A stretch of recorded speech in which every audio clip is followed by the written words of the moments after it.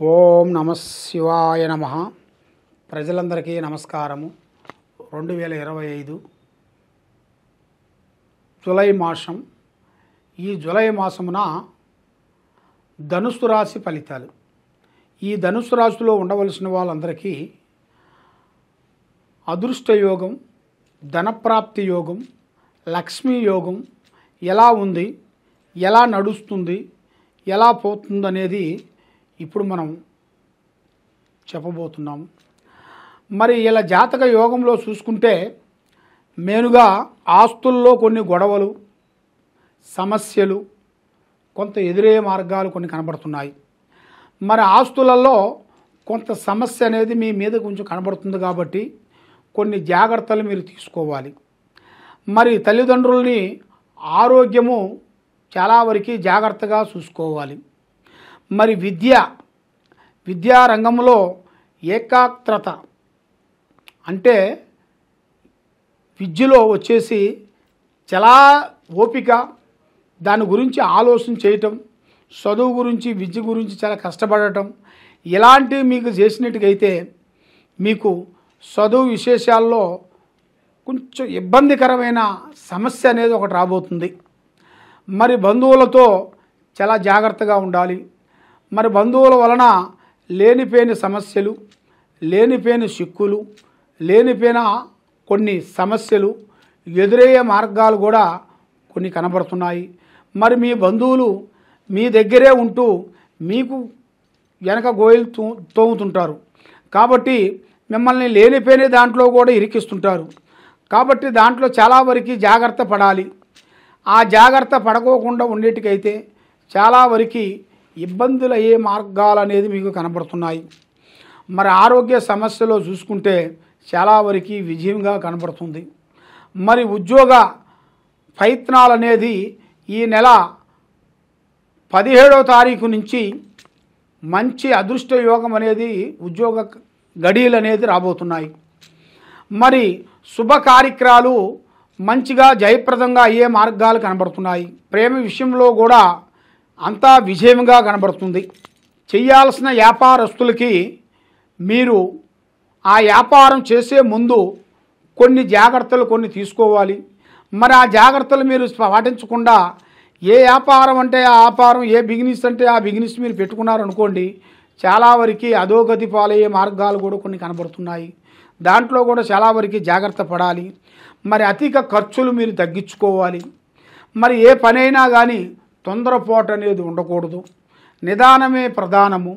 మరి మీ జాతక విధానాన్ని బట్టి చూసుకుంటే మీకు ఈ నెలలో ఒక స్త్రీ నుంచి మీకు మంచి అదృష్ట యోగం అనేది పట్టబోతుంది.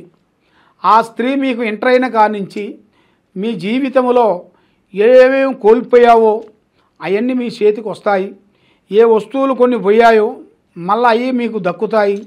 మరి మీ మీద ఉండాల్సిన కన్ను దృష్టి ప్రభావం కూడా అది కూడా మీకు మించి కన్ను దృష్టి మారిపోతుంది. మరి మీరు ఏ కార్యక్రమం చేసినా, ఏ పని అనుకున్నా, ఎక్కడికి పోదామనుకున్నా, ఏది చేస్తామనుకున్నా కూడా టయాలు కొంచెం అనుకూలంగా లేని దాని వలన మనసు ఒక దుక్కున, పని ఒక దుక్కున కనబడుతుంది. మరి మీకు ముఖ్యంగా చేయాల్సిన విశేషాలలో తొందరపాటు అనేది మీరు ఎక్కువగా ఉండకూడదు.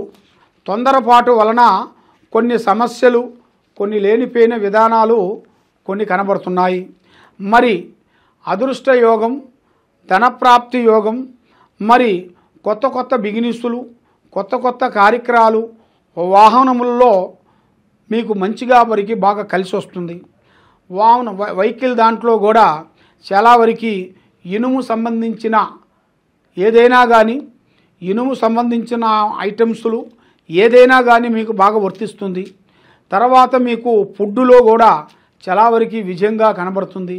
దాంతోపాటు మీరు చేయాల్సిన విశేషాలు ఏంటంటే ఆహారం, భోజనం అది చాలా వరకు బాగుంది. దాంట్లో కూడా ఎలాంటి ఇబ్బందులు అనేది ఉండదు.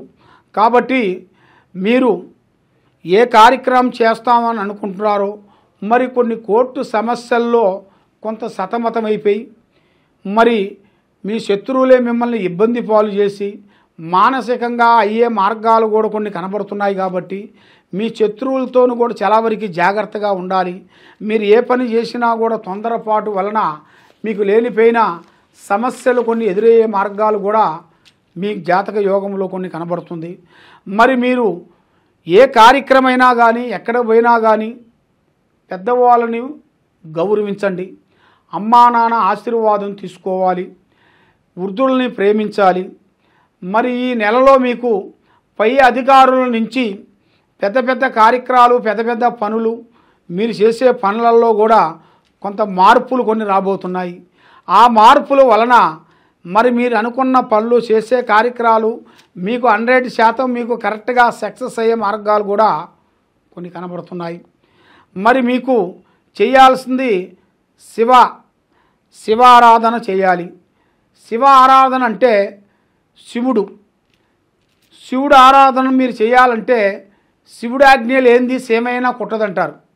మరి ఆ శివుడు ఆజ్ఞ అనేది మీరు తీసుకుంటేనే ఆ శివుడు అనుగ్రహం వలనే మీకు మనశ్శాంతి, లక్ష్మీ శాంతి కలుగుతుంది. కాబట్టి మీరు ఎన్నో రోజుల నుంచి ఎక్కడెక్కడో ఎన్నెన్నో దేవుళ్ళని పూజిస్తూ ఎక్కడెక్కడో ఏదో చేస్తూ ఏది చేసినా కూడా మీకు ఫలించుకోకుండా అయిపోయింది. కాబట్టి ఆ శివుడికి అభిషేకం చేయాలి. శివ అభిషేకం చేసిన తర్వాత ఆ శివుడికి శివ పంచాక్షరి మంత్రాన్ని చదవాలి.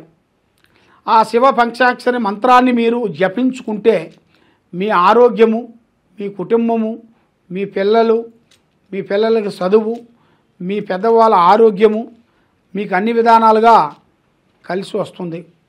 మరి ఏ కార్యక్రమైనా కానీ ఏదైనా కానీ మరి తొందరపాటు లేకోకుండా మరి ఈ పూజా బలం మీరు చేసినప్పుడల్లా మీ ఇంట్లో ధూపం వేసుకోవాలి. ఇంట్లో సోమవారం రోజున పూజా బలం చేసేటప్పుడు సోమవారం 21 రోజు ధూపం వేయాలి. ఆ ధూపం వేస్తే ఇంట్లో నరదిష్టి ప్రాబ్లం అనేది పోతుంది, ఆరోగ్యాలు బాగుంటాయి, మనశ్శాంతిగా ఉంటుంది. మరి ఏ కార్యక్రమం అనుకుంటావో ఆ కార్యక్రమం మీకు 100% మీకు కరెక్ట్గా సక్సెస్ అయ్యే మార్గాలు కూడా కొన్ని కనబడుతున్నాయి.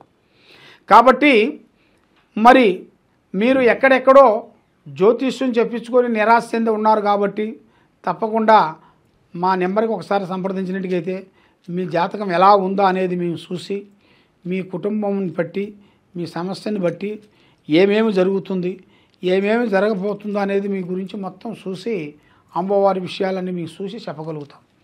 సర్వే జనా సుఖినో భవంతు. ఓం నమః శివాయ నమః.